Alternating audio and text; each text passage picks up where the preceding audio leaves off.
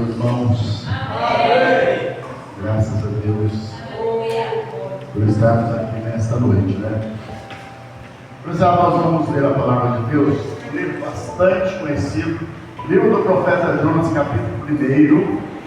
Nós vamos ler o capítulo 1. Glória a Deus. Eu peço sempre para o André gravar, porque eu tenho um canal no YouTube e eu posto os vídeos lá. Se quiser se inscrever lá, é Sérgio J. Oliveira. Se inscreve lá e você ajuda a gente aí. Bem?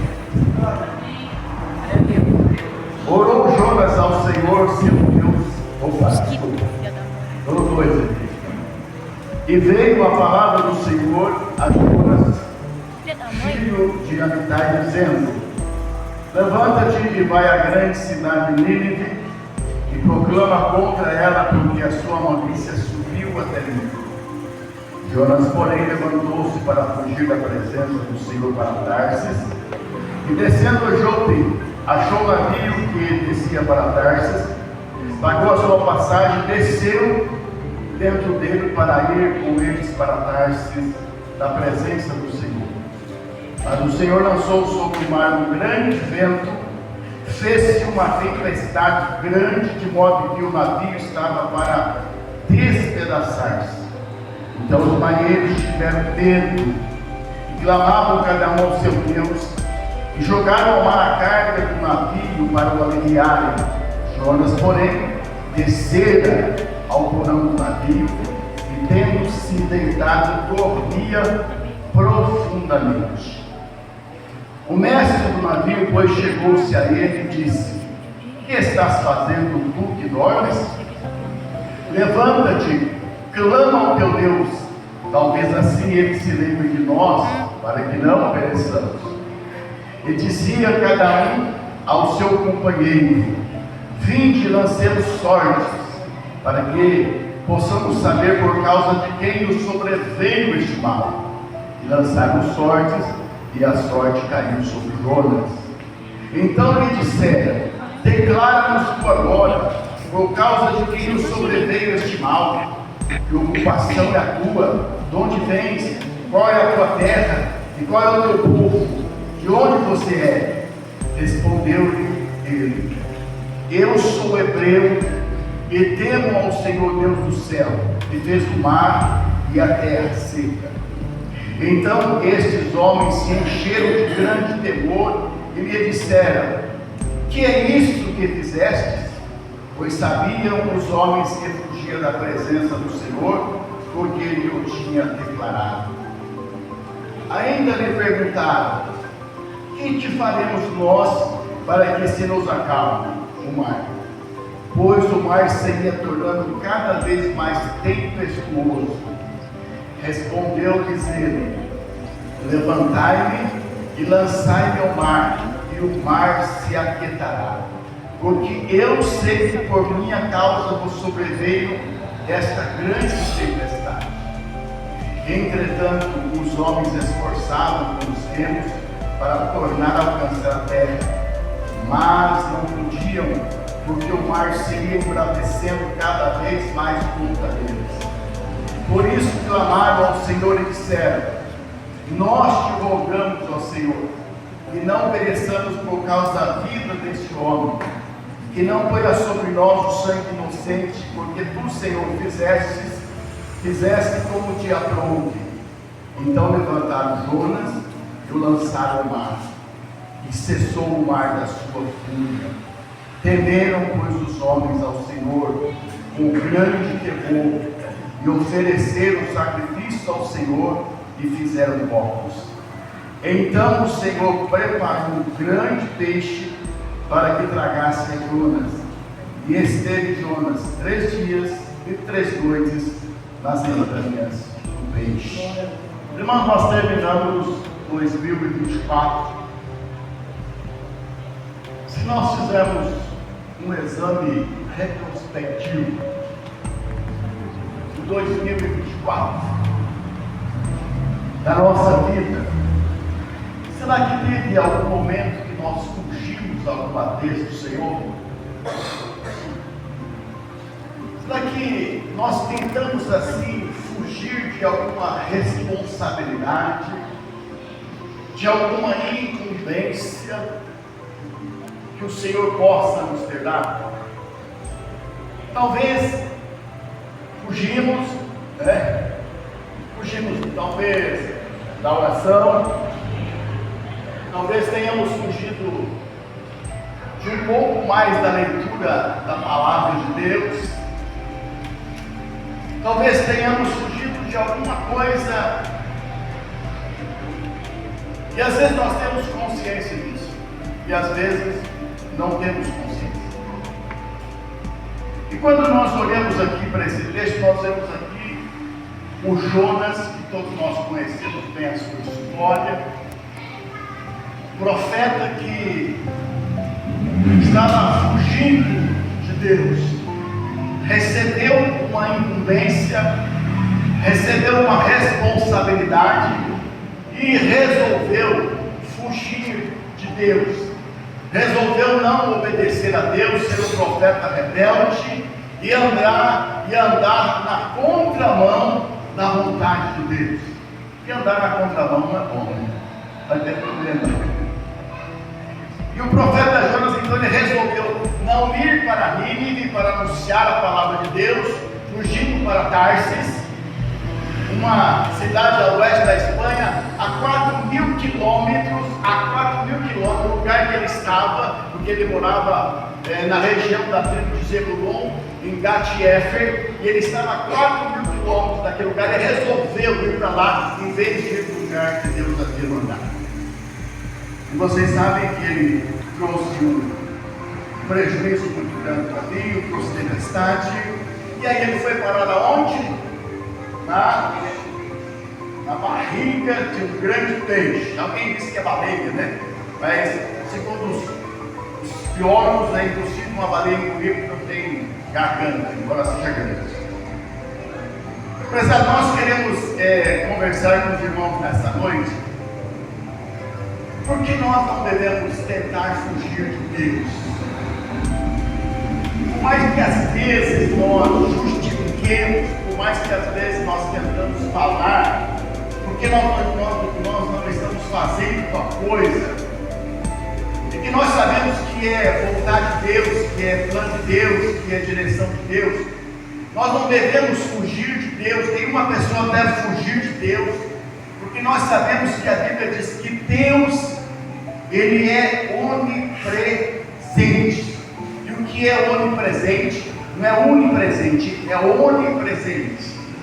Ele está presente em todos os lugares ao mesmo tempo. Então não existe jeito de fugirmos da presença do Senhor. Naqueles tempos do profeta Jonas, tinha uma cultura de que em cada região havia um Deus. O Deus do Egito, ele agia no Egito. O Deus da Mesopotâmia agia na Mesopotâmia. O Deus da Síria agia na Síria. Esta era a cultura da época daqueles que não conheciam a Deus. Será que Jonas assimilou essa cultura e achou que ele poderia fugir da presença de Deus? Eu acredito que não, prezado. Sabe por quê? Quando ele foi identificado como a causa daquele problema, ele disse: eu sou o servo de Deus, o Criador dos céus e da terra. Se Deus é Criador dos céus e da terra, Ele está presente em todos os lugares. Então Jonas, ele sabia que ele não podia fugir da presença de Deus, mas ele estava fugindo porque ele estava em rebelião à vontade de Deus. Irmãos, enquanto nós fugimos da vontade de Deus, da presença de Deus, algumas coisas vão acontecer, vão se desencadear na nossa vida e na vida das pessoas que estão ao nosso redor. E esse é o segundo ponto da nossa mensagem. A primeira coisa que aconteceu na vida do profeta Jonas, ele começou, vou falar uma coisa meio difícil aqui, ele começou uma escala descendente na sua vida, isso é, ele começou a descer. Quando eu estou falando descer, ele começou a descer geograficamente, e este descer geograficamente de Jonas também simbolizava a sua descida espiritual. Como eu disse, ele morava na região da tribo de Zebulon, na cidade de Gat-Hefer. A cidade de Gat-Hefer, em relação ao mar Mediterrâneo, aonde ele foi, ela estava a 770 metros acima do nível do mar Mediterrâneo. Foi para onde ele foi para fugir de Deus.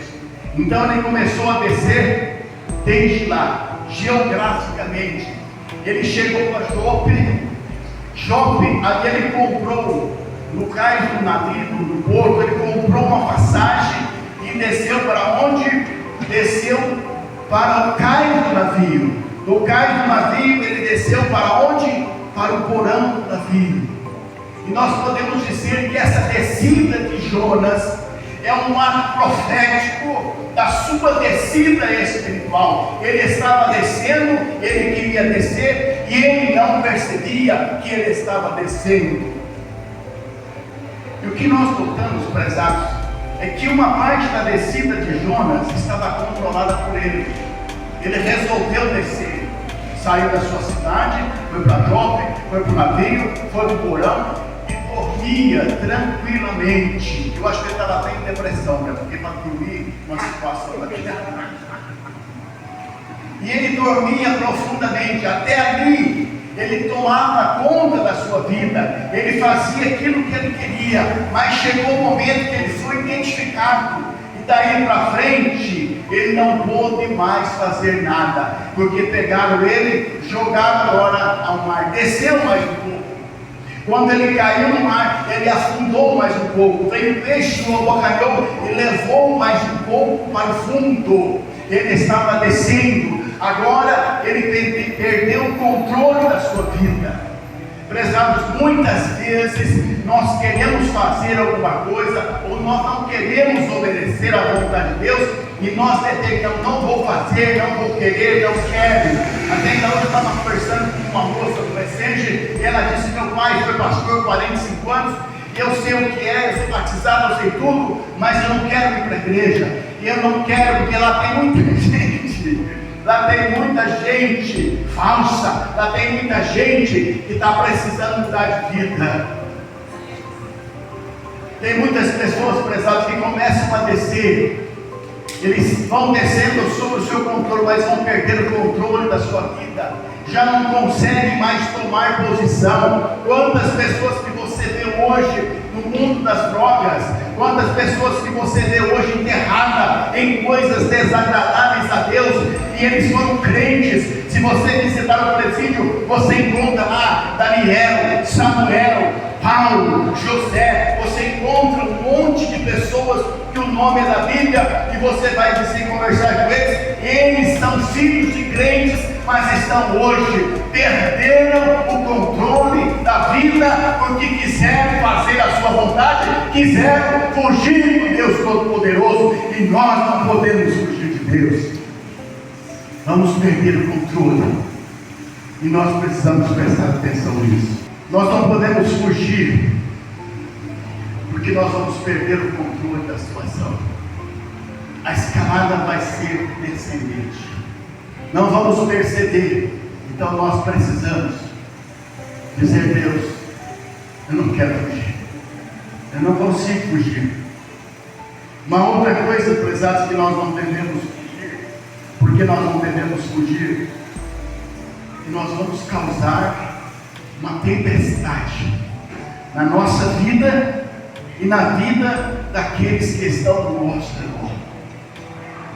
Quando Jonas entrou naquele barco, estava dormindo, enquanto ele estava lá dormindo, os marinheiros do cais do navio estavam apavorados.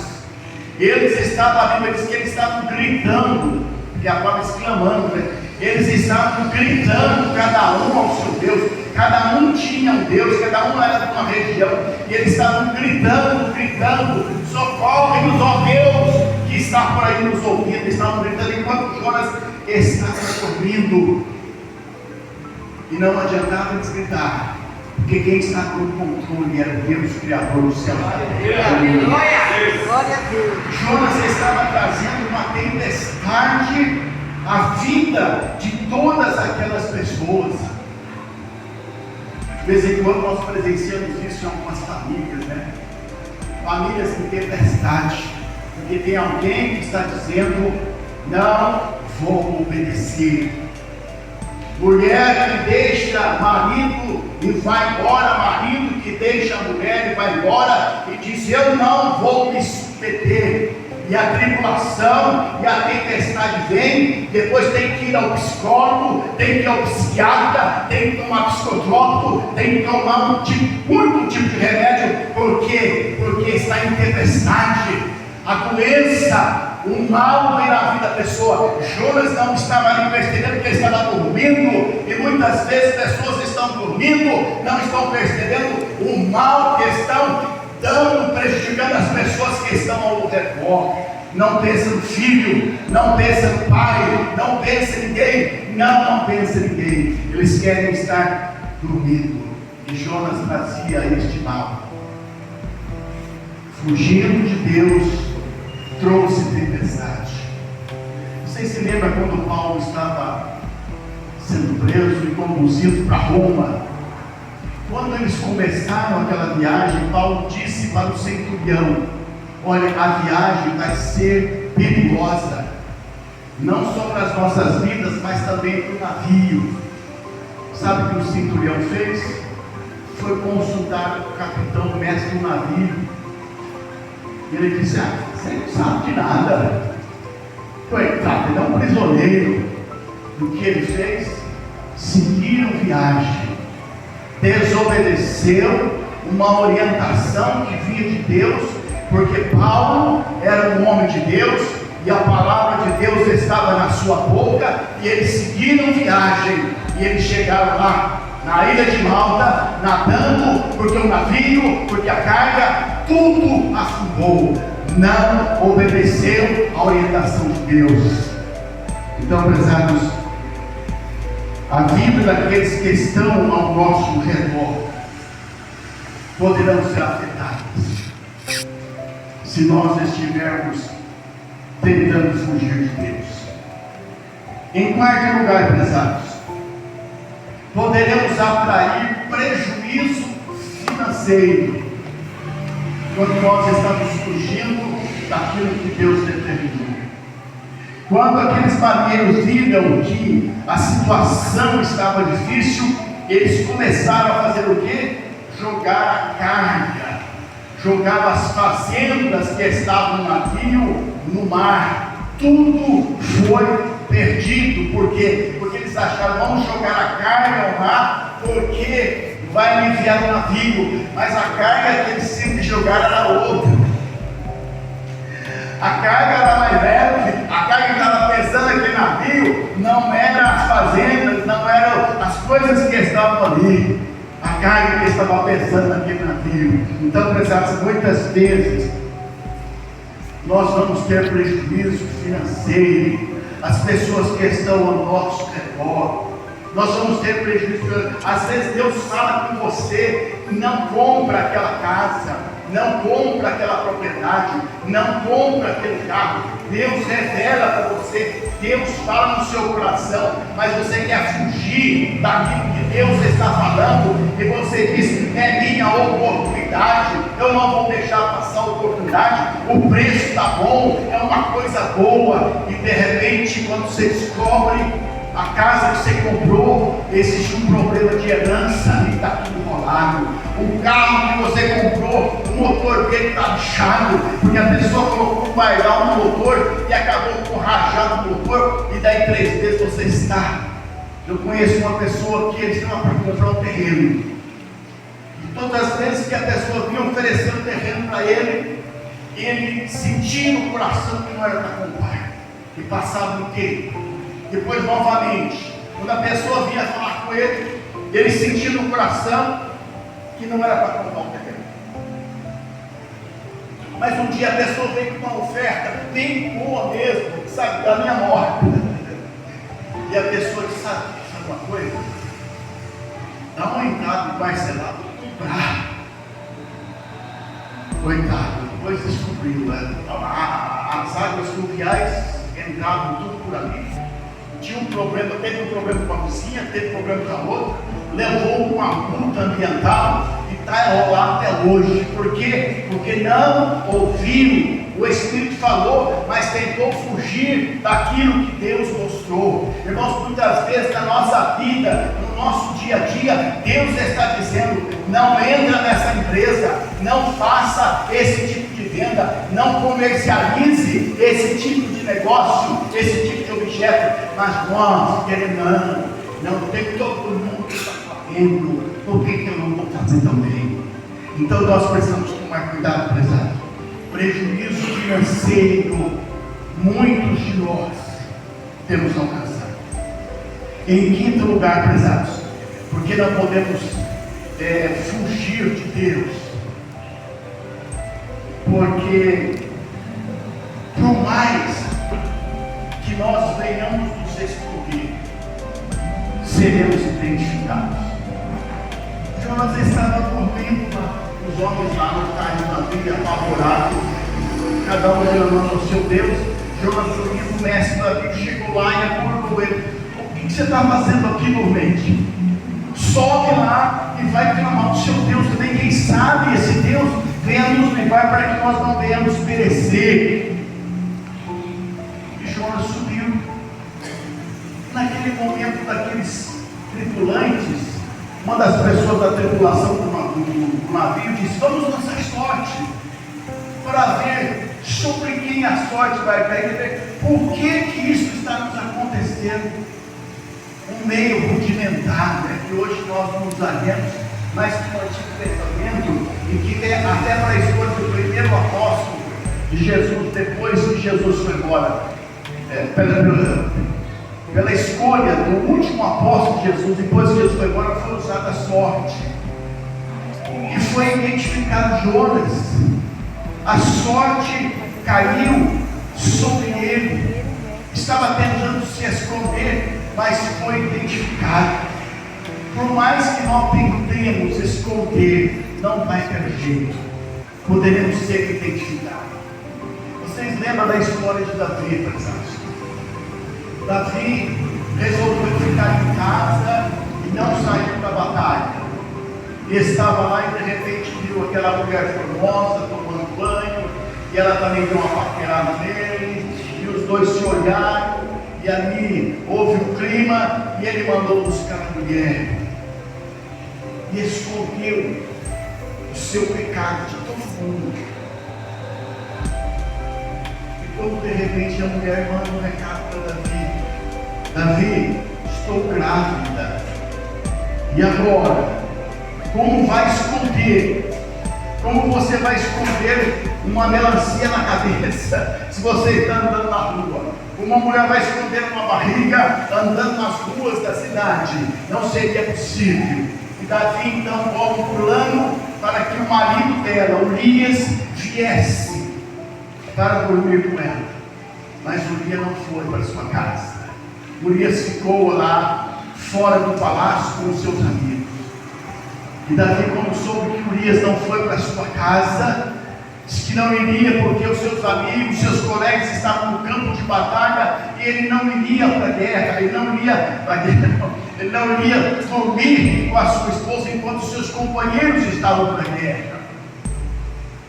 E ele resolveu trazer o Urias para dentro do palácio, deu um banquete, Você é muito honrado, você é o melhor soldado meu, e eu vou dar um banquete, e você vai beber vinho comigo, e nós vamos fazer uma festa. O intuito dele era que aquele homem se embriagasse e fosse dormir com Betseba, mas não, ele dormiu lá junto com os seus colegas, não foi para a sua casa. Davi encobrindo o seu erro, fugindo de Deus, fugindo de confessar, E ele então resolve agora dar o último ato. Escreve uma carta, entrega na mão de Urias, para que Urias entregasse a Joabe. Joabe deu a carta, dizendo: coloque este homem no fronte de batalha, para que seja morto. Joabe, o cúmplice do assassinato, fez o que o rei mandou. E aquele homem, ele foi morto. Joabe mandou notícia para o rei: Urias está morto, tentando encobrir. Mas Davi, de repente, recebe a visita do profeta, e o profeta bota na cara dele: irmãos, não existe nada que nós venhamos fazer. A Bíblia diz assim: sabei, pois, que o vosso pecado vos abaixa, por mais que tentemos esconder. Então, prezado, por que nós não podemos fugir? Porque nós seremos identificados. Dentre tantas pessoas que estavam ali no navio, a sorte caiu sobre o profeta Jonas, e ele teve que confessar, ele teve que dizer: eu sou servo de Deus. Então, prezados, por que nós não devemos fugir da presença de Deus? Em sexto lugar, porque nenhuma ajuda humana vai poder nos livrar da mão de Deus.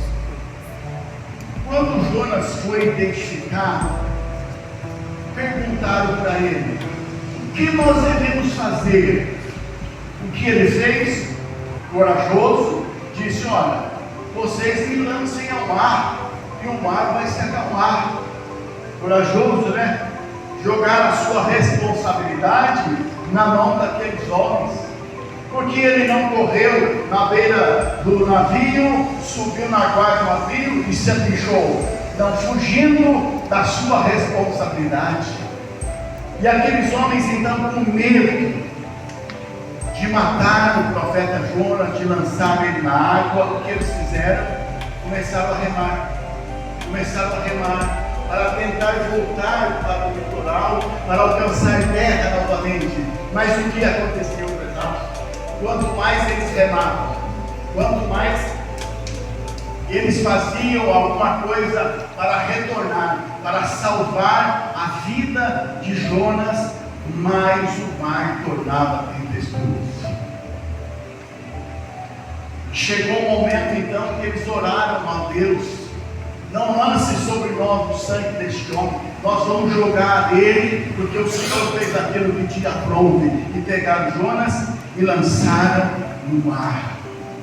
E quando lançaram Jonas ao mar, o mar se acalmou. Vamos pensar nisso. Não tente ajudar alguém que está na contramão da vontade. Não tente ajudar alguém que está fugindo de Deus, e você sabe, porque os marinheiros sabiam que ele estava fugindo, e agora estavam fazendo o quê? Estavam passando pano, estavam querendo salvar, estavam querendo dar uma chance àquele homem, mas não adiantava fazer aquilo, porque quem estava no controle daquela situação era Deus. E quando alguém, meus prezados, está vivendo uma vida na contramão da vontade de Deus, por mais que você queira ajudar, muitas vezes nós vamos complicar a nossa vida. Quantas pessoas que às vezes tentam ajudar alguém, ou quantas pessoas que às vezes vêem o mal crescendo ao seu redor e não faz nada, diz assim: não é minha responsabilidade. Quantas vezes, prezados, nós moramos num bairro e nós vemos um ponto de droga ali, e nós tampamos o olho.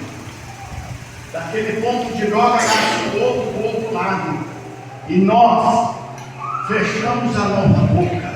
Não fale para ninguém, não faça nada, e nós vamos contribuir para que muitas vezes o nosso bairro, a nossa vizinhança, o lugar que nós moramos se desvalorize. E porque lá existe o quê? Coisas que nós deixamos, nós não fizemos nada. Martin Luther King diz assim: eu não estou preocupado com o grito dos maus, eu estou preocupado com o silêncio dos bons. Muitas vezes nós estamos silenciando, muitas vezes nós estamos vendo a coisa errada, muitas vezes nós estamos vendo o mal crescer, muitas vezes nós estamos vendo a injustiça cada vez mais abundante na nossa nação, mas nós não compartilhamos alguma coisa que nós recebemos do nosso tempo. Eu não quero, quem sabe o homem lá, o careca da toga, ele vai me prender, e eu não quero ficar no meu canto, eu não me envolvo em política. Para mim, política e futebol, religião, não se discute. Eu acho que futebol não se discute mesmo, porque quem vê futebol são só eles. Mas política e religião, política e as coisas de Deus, nós precisamos tomar frente, e nós precisamos falar aquilo que precisa ser falado. Esses homens aqui, eles estavam tentando dar uma mão para aquele homem que deveria ser punido. E o que eles estavam trazendo para eles? O mal. Esses dias eu estava vendo no Facebook e apareceu lá o Cláudio Duarte. Não sei se vocês ouviram isso. Não ajude o lascado. Porque se você ajudar o lascado, você vai se lascar mais ainda. E aí ele diz, eu recebi no meu canal um monte de comentário, todo mundo lascado, querendo me criticar por causa do meu posicionamento. Prezado, se nós tivermos que ajudar alguém, vamos ver. Esses tempos atrás, quando eu estava na central, uma pessoa entrou em contato comigo e olha, eu estou passando necessidade, minha geladeira está vazia, eu tenho 3 filhos, tenho um filho na Santa Casa que está doente, eu cuido da minha mãe, eu não posso trabalhar, eu moro aqui, estou precisando de ajuda, você pode me ajudar? Eu já tinha feito isso com algumas pessoas, eu peguei, passei no mercado, aqui a avenida e fui. Mas quando eu estava comprando, fazendo aquela compra para levar na casa daquela pessoa, o meu coração começou a pesar. Uma coisa estranha, porque vai ser bastante, não é porque outras vezes não aconteceu isso. Mas mesmo assim, eu comprei uma compra, levei lá, cheguei lá, tinha realmente 3 crianças, uma senhora que estava andando no andador, e eu entreguei a compra, e que Deus te abençoe e tal, e o Andrezinho estava comigo, e ele disse assim, eu não vi, ele disse, pai, o senhor não viu que a mulher estava fumando? Eu falei, não vi, então, ela estava fumando, e aí então eu senti realmente, no meu coração, que aquilo que eu estava sentindo é porque tem pessoas que não precisam, que não podem ser ajudadas. Um mês depois ela ligou novamente para mim, dizendo que precisava de um botijão de gás. Eu falei, não, a porta fechou, não tem mais ajuda. Precisamos ajudar as pessoas, precisamos ir em conta aqueles que estão necessitados, mas nós precisamos em primeiro lugar orar ao Senhor, dizer, Senhor, preciso, devo ir, essa pessoa realmente é uma pessoa que está precisando, é uma pessoa que está sofrendo, porque resolveu andar na contramão da vontade de Deus, e aí o Espírito Santo de Deus, ele vai testificar no nosso coração, e você vai receber a bênção de Deus, porque se nós fizermos as coisas que Deus mandar, nós vamos receber a bênção de Deus, mas se nós fizermos aquilo que nós queremos, não haverá bênção. Esses homens precisaram jogar contas, e aí então ele foi lançado, e houve calmaria, não podiam ajudar. Às vezes é difícil, né? Ô pastor, mas não ajudou a pessoa. Não vai dar. Senão você vai acabar entrando no barco, vai trazer essa pessoa para o teu barco. E aí a sua situação, ela vai se complicar. A tempestade que aquela pessoa está vivendo, ela vai vir para a sua casa, ela vai vir para a sua vida. Uma vez hoje veio uma pessoa e ela quis me acusar. Ela me acusou mesmo. mentiu para outras pessoas a meu respeito. Eu falei, meu Deus do céu, uma crente que estudava na mesma escola que eu estava na mista, deu uma carona para ela e ela me acusou de que eu havia tentado beijar ela no meu carro. E confirmou isso até nas reuniões. Eu falei, Pai do céu, isso é uma coisa terrível. Então, muitas vezes, prezado, nós vamos ajudar pessoas. Daí, daquele dia em diante, eu me dei carona para mais ninguém. Eu vinha para a cidade, meu carro vazio, mas só se viesse um casal comigo. Não dava mais carona. Então você toma cuidado às vezes, que tem pessoas que estão querendo destruir a nossa vida, tem pessoas querendo levantar falso testemunho, e às vezes para provar que você é inocente, olha, é muito difícil. Então, prezados, esses homens tiveram que parar de passar pano de Jonas, aqui de Jonas,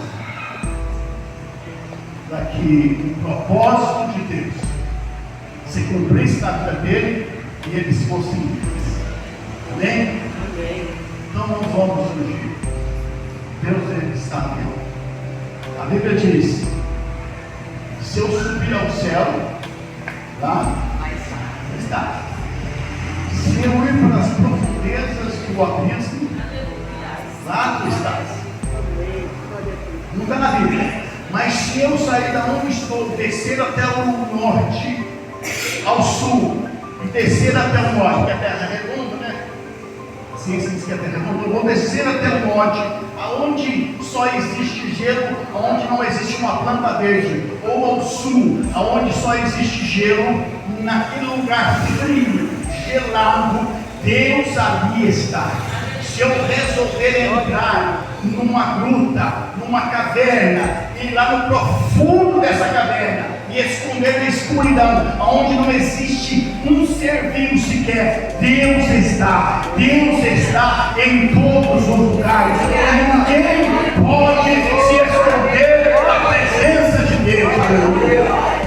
Deus está em todos os lugares, não somente prezados para nos punir, mas Deus está em todos os lugares para estender a sua mão de graça e misericórdia. Porque a baleia, o grande peixe para Jonas, foi a tábua de misericórdia. Embora foi um aperto que ele teve que passar, mas foi a tábua de misericórdia para que ele tivesse tempo. Ele tivesse tempo de se voltar para Deus. Porque até aquele momento ele não teve tempo. Deus estava no controle da situação. Amém? Amém. Deus que abençoe, prezados. E vamos cada dia nos colocar nas mãos de Deus. Dizer, Senhor, não vou fugir. Ainda que seja uma responsabilidade pequena, não vou fugir. A Bíblia diz: fugir da idolatria, fugir das obras da carne, fugir do diabo, mas de Deus não. Amém? Glória a Deus. Pai amado e santo, nós te louvamos, Senhor, porque o Senhor está em todos os lugares, e a tua misericórdia nos alcança, o teu amor nos alcança. O Senhor envia a tua palavra para nos ajudar a cada dia a não fugirmos do Senhor, pelo contrário, nos encontro da tua vontade, Senhor. Nos ajude a cada dia da nossa vida, Pai, a não sermos precisos ser identificados pelos incrédulos, mas identificados pelo Senhor, aleluia, para não sermos condenados, para não trazermos prejuízo, para não trazermos tristeza, para não trazer tempestade, Senhor, para não trazer o mal à nossa vida e àqueles que estão ao nosso redor, mas vivermos uma vida dentro da vontade do Senhor, obedecendo a tua palavra e sendo mais vitorioso. Senhor, abençoa a tua igreja, abençoa cada vida aqui presente. Eu sei que a tua palavra, ela tem um endereço certo.